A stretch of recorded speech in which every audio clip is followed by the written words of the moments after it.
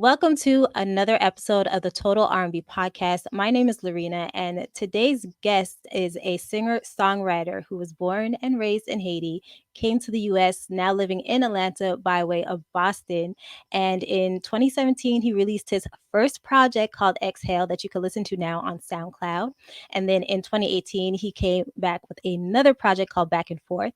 And in 2020, his latest EP, it's a 4-track EP called Safe Space that you can listen to on all streaming platforms. So welcome to the podcast, Young Vokal. Yes. Thank you so much for having me. Honor. Thank you. Thank you. Well, thank you so much for reaching out. You put me onto your music. I love what I was hearing. Your voice is amazing. I got to check out some of the clips that you had online of your live performances, and I was like, yo, he's dope. So That's thank you for reaching out. So I love that. yes. Thank you so much. And thank you for doing the work that you do for putting this on. That's it. Yeah.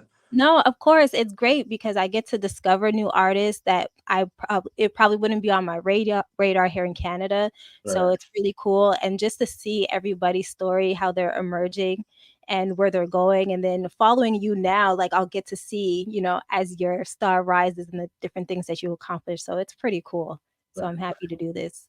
Thank you. Thank you. So I want to start off always the same way that I do. Mhm. So I need to know from you, what comes to mind when I say, what is your first memory of R&B music? My first memory of R&B music. I would say, for me, it's a little different because being a foreigner, being from Haiti, I wasn't listening to R&B. But Mhm. I think for me, when I first moved here in the States, it was Luther Vandross. Ooh. Yeah, Luther caught my eyes, and it was the runs, and it was about love, and I felt so connected, and then later find out most of the songs were covers, but still the way Luther would just make a song is his own. It was amazing to me, and then it moved on to Johnny Gill, Mm. and to what I felt like became my part of my sound was Maxwell. It was from there I was like, okay, yeah, I love R&B. Once I got to Maxwell, I was like, oh yeah, this is my thing. So yeah. Yo, those are some like top-notch singers. Like their vocals, all three of Yeah. them are crazy. And I love that you said that with Luther Vandross because we're now discovering that a lot of his songs were covers, but he made it his own. It Oh yeah. sounds so different, and he kills it every time, Every time. every single time. So I love that. So growing up in Haiti and then coming here, like was that a big like is that something you had to get used to, or was it easy for you to go from one place to the other and really like I would say it was a culture shock for sure, but I expected it. Um, okay. and obviously the biggest issue was the English, was the language barrier. So to me, I learned. I believe I learned how to speak English really through poetry, Ooh. and that poetry back home was something that was really big for me. I always would write poems and stuff, and I always wanted to write songs, but at the time when I was in Haiti, I didn't know how to put two and two together. And Okay. I would say when I moved here, it was definitely poetry, and then as I mentioned, once I got to Luther, and I was like, oh wow, I want to put something like that together. So it was definitely a culture shock for me, but it was kind of also easy to adapt because I believe I'm a very outgoing person, so it was easy to make friends.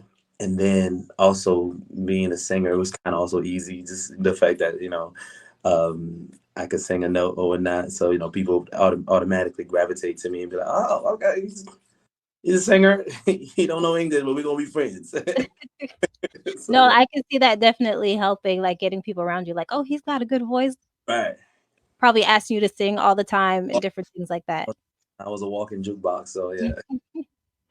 So when did you start singing? Man, I started singing. So the crazy thing is, my whole family sings, right? Okay. I'd like to say that I personally believe I'm the worst singer in my family. Like my sister could sing, and my mother. I hear stories about my mother singing in school when people would cry while she was singing, and then I'd be like, "Hey, you lying." My uncle tell me that all the time. I'm like, my mama singing and people crying. There's a lie, it's a little bit much. But my sister, she's the one that really introduced me to what I could do with my voice. And my stories, like I said, my story is a little different. Just the fact that I'm a foreigner. We were listening to a lot of Hispanic music or Hispanic artists, Latino artists. Like Enrique Iglesias was one of the ones that was like big for me, and I would not understand a word, but I knew what I felt something with the melodies, and so, and then also growing up in church, me and my sister would sing together all the time, and more I started just learning more about my voice and said like, oh man, I could hold a note, or maybe I could hold this note longer. So yeah, it was that. And are you the youngest one? Yes, I'm the baby. I'm the baby. Oh, wow. Well, And no, I apologize. I lied. Well, I do have a little brother on my father's side, okay. but I'm still a baby. Okay. And so are you the only one that's pursuing this professionally? Yes, I am the only one that's pursuing this professionally. They all scared. So what do they think about what you're doing? uh, they love it. You know, Haitians. You know, I'm being born and raised in Haitians. You can't impress them with anything. Whatever it could be. Listen, you could bring the sky down and be like, oh, okay. No, So I know. I'm in Montreal. We have a huge Haitian community, and so I know they're not impressed by too much. they're not impressed by much. But at the same time, I know for me, like to others around, they might not show much, but I know for my family, one little small thing that they'll do to me, that's like, oh, okay, that's what that by that you mean that you love it. Like, you Mhm. know, they'll definitely ask about how was the show or so and so this. But they won't sound too enthusiastic about it. But at the same time, them asking is like, okay, you know, I'm interested. So They keep you humble then. they definitely keep me humble. A little too much, but all right. I love that. Okay, and so reading your bio, you put, some of your influences, and one of them was Tyrese. Yes. And I know that on your Safe Space EP, on the outro, you redid one of his songs, which is what is it called? I'm the other man. I'm the other man. Yes. So beautiful. So I just want you to speak on like, what's that connection with Tyrese? Like, how does he influence you, and why did you choose that song to remake? Well, Tyrese is also a big part of his music is a big part of who I am as an artist. Um, so you know, like it started with Luther and Johnny Gill. That was just figuring out that I like R&B. But Mhm. once I got to Maxwell and then Tyrese and then Tank, it was like, oh, I'm set. This is what I want to do. You know, and Tyrese, the way, you know, he's so passionate in his music, even when he's performing live, you know, I'm watching as a fan, as you know, just like mesmerized, like, oh man, he's killing. So, and I think one of the things I wanted to do this in that song in the cover is it is my little brother that's singing with me, and I've always wanted to do something with him. And you know, as I learned that he's getting into his own voice as well, and you know, he has such a beautiful voice. And at the time, he came to visit me when I was working on Safe Space. He came to visit me, and we didn't have much time. And I said, before you leave, like, we got to get something out the way and stuff. And then I remember we were sitting down in the studio. He's telling me about, you know, his little relationships with girls and stuff. And then instantly, I felt like, dang, I'm a big brother, and I'm listening to this.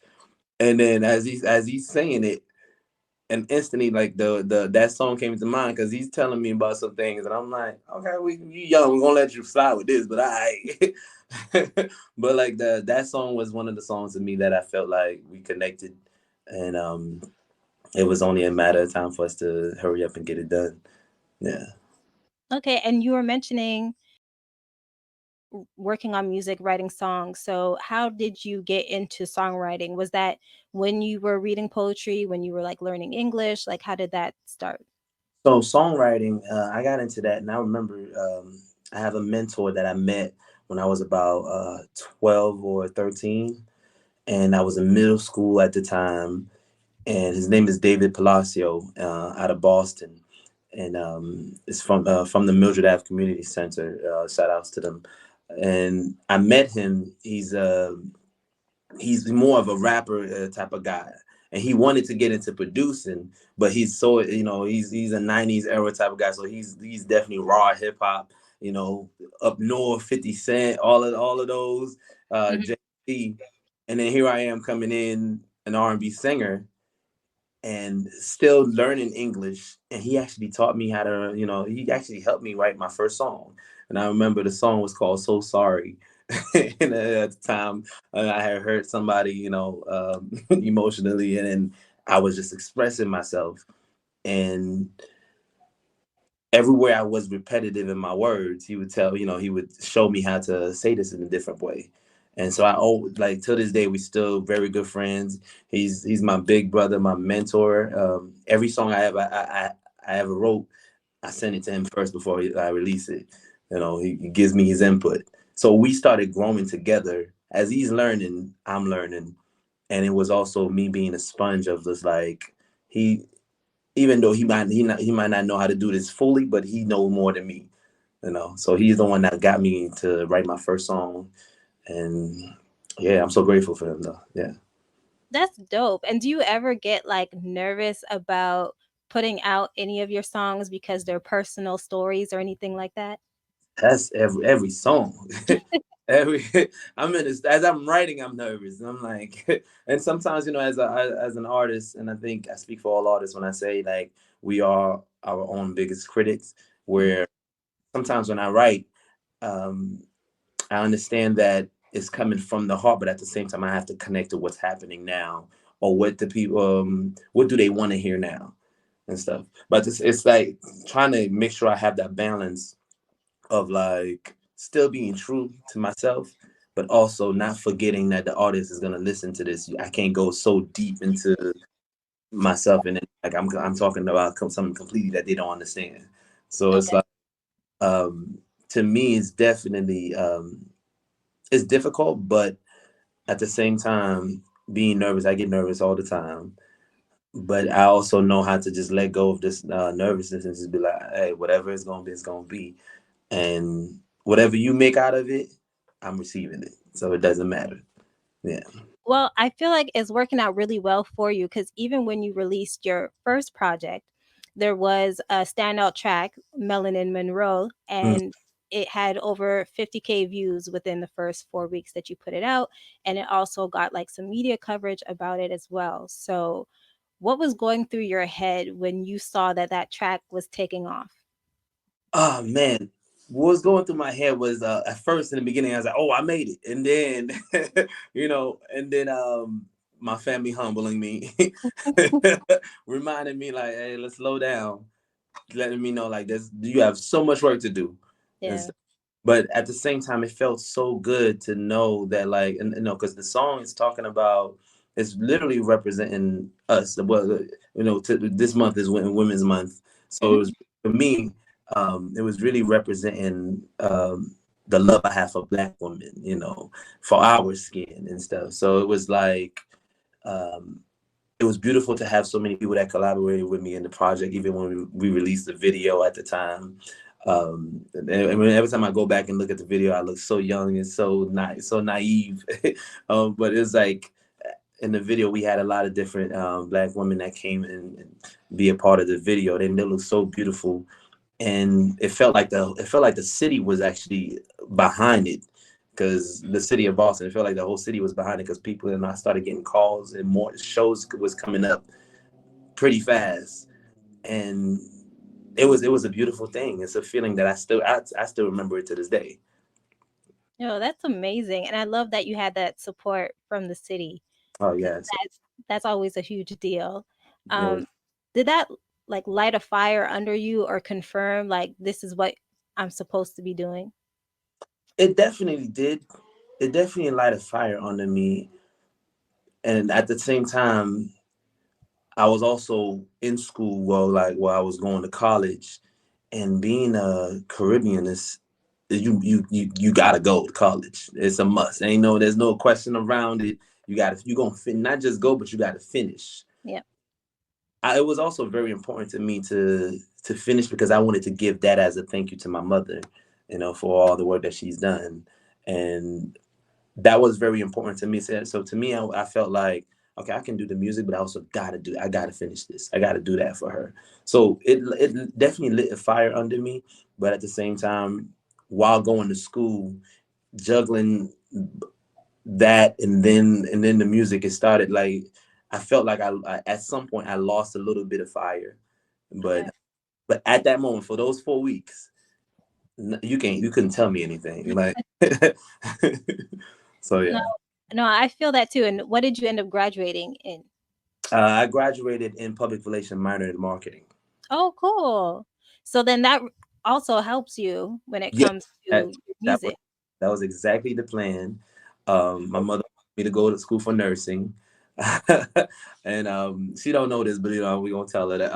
So like she wanted me to send my application to one school for nursing, and so I sent it to them, but I sent them the wrong SAT scores. Oh my gosh. Because I knew in my heart I wasn't gonna do nursing, and I knew public relation and minoring in marketing was gonna be something that's gonna help me. So I said, you know what? If I'm gonna do this, I'm gonna go all out. Even if I have to go fulfill some type of goal, but I'm still gonna make sure that goal has a tie, like it's tied into what I want to do, which is music, which is R&B. No, of course. I feel that too because like you kind of did two things at once. Yes, So you yes. fulfilled what your mom was asking from you, and then also you're still helping yourself when it comes to what your true dreams and goals are and aspirations, which is to be an artist. Yeah. So, I mean, it's really smart. I think as a mother, good thing she didn't find out that you sent in the wrong test scores because that wouldn't have been good at all. Oh yeah, she's the only one we're not gonna send this interview to. But Just cut this part out and then send right. everything, and then it'll be good. Okay, so you said you had a mentor early on, coming up in this. So what's like something that you learned in your career so far that has helped you, or a piece of advice that you received that has helped you so far? Um, I would say a piece of advice that I've learned, actually from David actually. Yeah, it's like not being content with the first session. Like I used to be very impatient when we were recording. So to me, it would be I'll go in and record the first part and thinking like, oh yeah, that was good, we done. But he saw something in me that I didn't see at the time. So you could do better, you could do better, and I'm like, that's my best. And it was like every time I did it was better. Yeah. And so I'm finding out new things about myself was like, oh, okay, even though that sounded good, but let's try to find another way to say it. Even with songwriting, we might find a hook that felt like it was, sometimes the first time you hear a hook, you're like, ooh, this is it. You record it, you go home, the next day you listen to it again, you're like, oh no, that's I don't know what I was feeling. Not so it was more so about being patient with yourself and not being so rushed about everything and be ready to put everything out. Like, take your time with it. I think that's one of the things that has helped me a lot. So yeah. No, that's dope. And that's true to, take your time and not to rush something because then you don't want to put it out. And then a couple of weeks later, you're just like, oh man, I should have. Right, yeah. Yeah, no, I get that. And on your IG page, I saw there's a hashtag wine music. So I wanted to know, what is wine music? So why? So like with Safe Space, I felt like when I released Safe Space last year, and we are coming up on a 1 year anniversary. It was March 17th, and I felt like when I listened to it, I wanted to drink some wine. And just like, but also like, this might not sound, I hope nobody does this, but it felt like either I'm on the highway or I'm drinking wine, one of them. And I felt like, oh, this is that wine music. Like, sit, relax and drink to your wine. You might even watch a movie, Love Jones, perfectly. That's my favorite. So like right after you watch the movie, you listen to this, and then mostly it gets you into the lyrics, like the what the song is about. It's not just about I sound good or anything like that. It's like I'm really coming from a space where like that's very deep. And so I felt like what better way to connect with something that's deep is just either some red wine or sip on some Chardonnay, and that's it. Okay, so definitely, if you haven't heard Safe Space, get you a good bottle of wine and go in and stream the EP. Yes. Definitely. I love it. And so with Safe Space, talk to us about that EP. Like, who did you work with to create the EP? We know you have your brother that's Yes. on it on the last track on the outro, but who else helped you put this together? Yes, I have a couple of people that I worked with. I have a good friend of mine out here based in Atlanta. His name is Landon. He's also an R&B singer, great songwriter, great vocalist in general. We did a lot of vocal producing in the project, me and him together. Um, and then I also had a female artist named B. Deshay. She's a great songwriter, a great singer as well. She helped me write one of the songs, Telepathy. And I remember we was up all night writing the song, and it was the way we were connecting and coming up with the lyrics. It was like we both had a connection, like, oh, this has happened or this has happened, and then it was like, oh, let's write it down. And then also another friend of mine, his name is DCD Nice, out of South Carolina. Um, he also lives out here in Atlanta as well. I had another friend of mine that I never met him in Boston, but he's from Boston, and Okay. met him here. He go by the name of Slow Rise. He's a producer, um, a musician. He does it all, honestly. So he did the mixing and mastering for me on that project. But yeah, so those are the people that I worked with. I was so blessed to work with them. You know, they my friends. I'm blessed to call them my friends as well. But yeah. And I want to ask you because you were living in Boston and you came to Atlanta, which is huge for music. Like everybody is out there. So when you came there, did you know people already, or how did you meet the people that you've started to work with? I knew I didn't know anyone when I moved here. The goal was graduate college and then to move to Atlanta. I knew ever since I was in high school, I had to move to. I knew Atlanta was a spot. There was no doubt about it. Whatever Atlanta is right now, it's like I had a vision. I was like, I gotta go. This not it. But you don't leave a Haitian household without giving something. So I gave her that diploma, and then I said, I packed, saved up a little money, not enough, and got up and drove my little 2008 Honda Civic. And I got there 3 days later, the car broke down on me. Oh And my yeah, gosh. so I knew I was like, oh yeah, I'm here. Okay, I'm here to stay. And then I didn't know anyone, so I knew I had to go out and go do the work. And So did you have like a plan? Like were you gonna try and hit up anybody, any studios, anything like that, or you were just kind of going with the flow? the plan was definitely that I'm gonna go out and meet people, but it wasn't a plan where it's like, okay, at this time I gotta do this, I gotta do that. No, it was more so because I don't know anyone there. I gotta go find it myself. And the goal was like, okay, once you find it, lock in and build relationships. And the rest we can build as we move along. But I didn't know anyone at all. So I didn't know what part of Atlanta was what, or what part of Georgia was what. It was like, all right, we just gonna go. Let's see what we're gonna do about it. Oh, wow. That's amazing. There's so many people that wanna leave their hometown and go to places like Atlanta or New York or LA, you Yes, know? They don't know anybody, so a lot of times it stops them from going as right. well. So, I think sharing your story could be kind of like what pushes someone to go after their dreams and make Mm. that move. So, that's dope. And do you feel like as an artist that's coming up, like, is there anything that you wish you had to like help support you as an artist? Oh man. As an artist, I would say I wish it's funny. I wish more of our so-called friends would support as much as the new people we meet in the audience.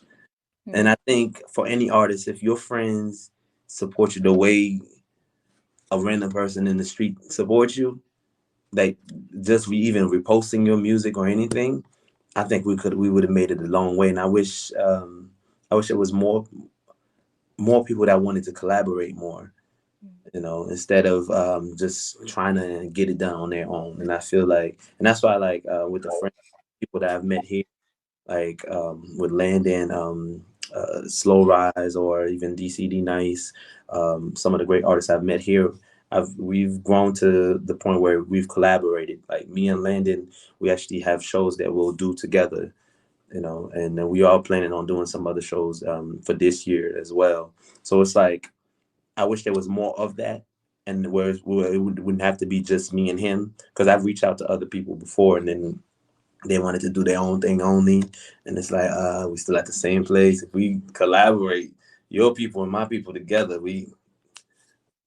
be great. I think that's one thing I wish. And also the other part, not gonna lie, wish I had somebody, manager that just had it with them, and just like, hey, do this. Because to me, I strongly feel like that's one of the things that's missing.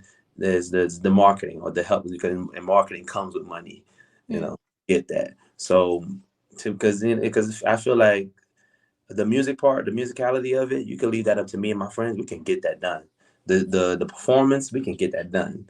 But the other parts that I went to school for, that also requires money, yeah. So I think that those are the things that, if we had it, there would have been, yeah, a whole different ball game.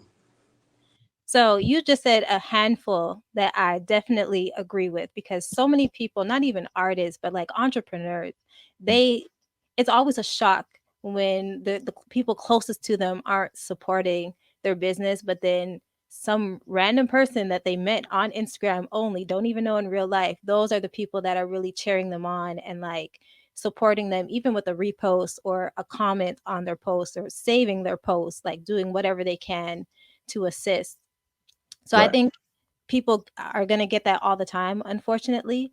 But like you said, cultivate those relationships with the people that do, support you and Right. are lifting you up and stuff like that. So I think that happens all the time, unfortunately. Like you said, I wish that wasn't the case, but I even see that with a lot of things that I do. Like I have people that I've never met in my life that are from other countries supporting my podcast. And I'm just Right. like, this so crazy to me, but I appreciate it a lot. And even when it comes to collaboration, sometimes like I wish too more people would collaborate, because like you said, it would push people further along because Right. you get to do more when you're, together. But it could be a blessing in disguise. I mean, you could collaborate with that person and it could be a mess. Like That too. That too. headache. So sometimes I feel like when people decline or ghost you or whatever, I feel like it's a blessing in disguise. Right. You might not see it immediately, but I feel like if they did connect with you, you might be like, "Oh my god." Yeah, yeah, and I've had that experience. I've definitely had that experience with shows that we've done before, where it was like, oh God, we should have let that person go from the jump, and then like, yeah, we learn from our mistakes, and then that's it. Yeah, no, definitely. But I do hope, I wish too, like I find a lot of times in R&B, everybody is it's individual. Mm. I feel like in rap sometimes, especially with men, there's more collaboration that Yeah, happens. But for an R&B, whether it's male, female, whatever, I don't feel like there's that much collaboration, and there should be. but there definitely should be, and I think, yeah, what better way to do it than for us to sing along together?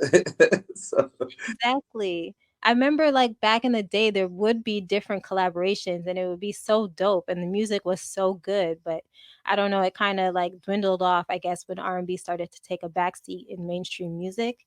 But I hope that comes back again. I think that would be nice to see. definitely would be nice. Yeah. So, what are you working on this year? Like, what can we expect? Do you have like more shows coming up? Is there new music? Are you still pushing Safe Space merchandise? Like, what's going on? Yes. So we still, I'm still pushing Safe Space. I do have a music video from that single, the first song, that T Money Interlude. I have a music video that I'm releasing on that, and then I am also working on another EP. I believe, I'm not sure how many songs it would be, but the max would probably be 5 songs. Okay. So yeah, I'm working on that, but I'm also looking to get some more collaborations, more features. And but one of the most important big thing that we're doing this year is me and my friend Landon, that we're doing the shows. We don't have dates yet because we're still trying to book up the venues, Mhm. but right now we have we working on planning about 3 shows together for the rest of the year. Okay? To focus more on our musicality. Us as an artist is kind of like I don't know if you ever watched Storytellers. Well, the show's over now, but VH1 Storytellers. Oh, that was a thing. Like probably early 2000 or even early 90s. Oh, well, late 90s and whatnot. It was a Storytellers where I think they had one with Jay-Z, Maxwell, um, or MTV Unplugged. I don't know if you ever watched. That Okay, I do yeah, know. MTV Unplugged. It's kind of like the same thing where it was more intimate, and you get to explain what this song is about, so and so this is about. So we are looking to do some more shows like that to just to get to connect with the audience and with our fan base more. Okay, that's amazing. So we could look out for that. Yes, Um, so that would be really, really good. But I got to look up the other sessions. See, I'm in Canada. We didn't get MTV and I VH1 know. unless you had like a satellite. But me living in the hood, I didn't have one. Yeah. I'll look it up on YouTube to see. But the unplug, I do remember Hmm. those watching some of those. So yeah, I'll get into that. But that's super dope that you guys are going to do that. So we'll look out for that. Definitely. Thank you. Before I let you go, I do want to make a playlist with you. So I'm going to ask you, um, I'm going to shoot out some different moods, some different, things that, might happen in your life and what song you would play for Okay. that. Okay. Okay. That's good. Okay. So it's really great if you put in like an R&B song, but if you put, something else, if it's like Latin music, hip hop, or even, I don't know, some compa, do your. Oh, okay. Okay. Okay. You know, you studied. Okay. Yeah. Yeah. All right. So the first one is, what's a song that you would choose to put you in a good mood? Choose to put me in a good mood. Oh man, I would say Ascension by Maxwell. Ooh, okay. I Yes. like that one. Hmm. What's a song you would play to turn up to? To turn up to, oh, I'm definitely going hip hop on this one. I got a couple of. If this might do a little shift. DMX Party Up, or or it's a lot of gangster music too. It's crazy. Or 50 Cent, Many Man.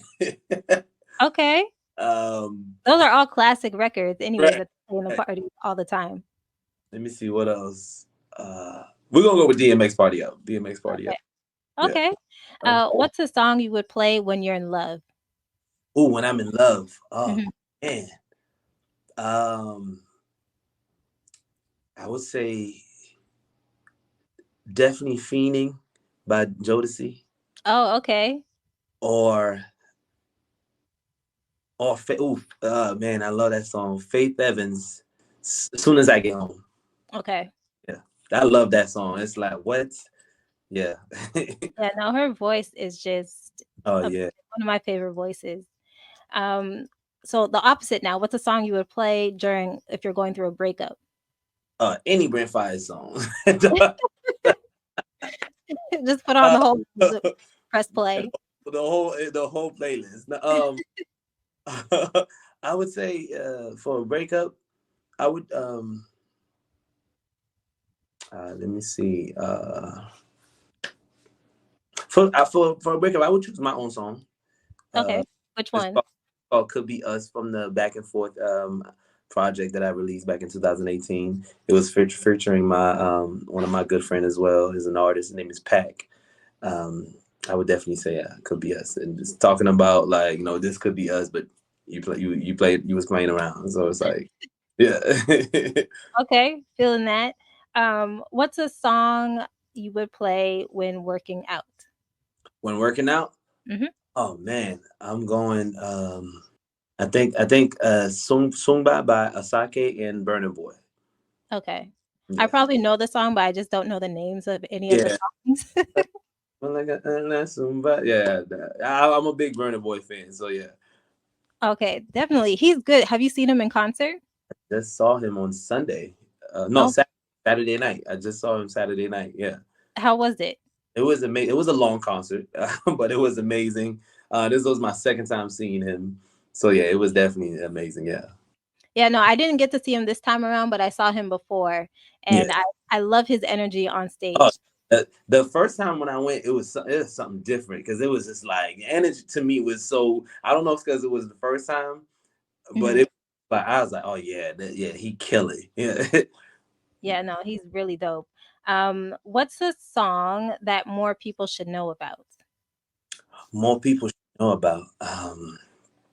I think more people should know about telepathy from Safe Space. It speaks about really just asking for indication. You know, when you're really feeling somebody and um, but you still don't know what exactly is going. You still don't. You still need some more. So, I think we all need indication sometimes, and it's okay to ask for it. Sometimes we feel like if we ask for it, it might feel like it's some type of insecurity or. But it's like now it's you more confident by asking for indication. Like, hey, what do you want to do? What are we doing? So this song is really asking about like indication on what we got. Like, is this real or are we playing games? So I think more people should know about that one. Definitely. That's very relatable because communication is key, and a lot of us have a hard time communicating, Yes, in definitely. relationships. Hmm. Um, what's a song you would play that reminds you of summer? Oh, that remind me of summer. The cliche thing to say is summertime by Will, but that remind me of summer. I'm gonna go with uh, cruising, cruising by D'Angelo. Yeah, that remind me of. It reminds me of like a summer day where it's like, okay, I don't want no interruption. I just wanna chill. I just want to Would cruise. that fall under the category of wine music? Yes, for sure. I'm sorry, I just yelled that, but yeah, it would Okay. definitely, it would definitely fall into wine music. Definitely, yes. Okay, And dope. music, yeah. Okay, so I got it down pat. I Mm. love that. So thank you so much for playing and creating that playlist with me. Those are some dope picks that you had. Yes, thank you. So let everybody know, how can we follow you and stay up to date with everything you got going on, especially when you release those show dates? Yes. So for sure my Instagram is, where it's like right now it's a business card for everyone. So on my Instagram, which is at Young Vocal. Young is spelled the regular way. Vocal is spelled with a K. It's pronounced Young Vocal.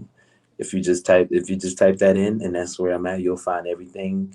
Even if you click the link in my bio, it'll give you everything, any upcoming new shows, where my music is, and any information you want. And also, if you end up following me, you want to talk, DM me. I'll reply back. I'm not gonna fight. I'm not gonna be mad. Dope. Thank you so much, Young Vocal, for taking time out of your day to speak with me. It was a joy speaking with you and learning more about your career and everything. So I really appreciate this. Thank you so much. It was definitely an honor. It was beautiful that I found you. To hit you up, and thank you. Yes, Love that. All right. So this is the Total R&B Podcast. My name is Loreena. You can find me on Instagram and TikTok at total.rnb. And we'll be back with a new interview.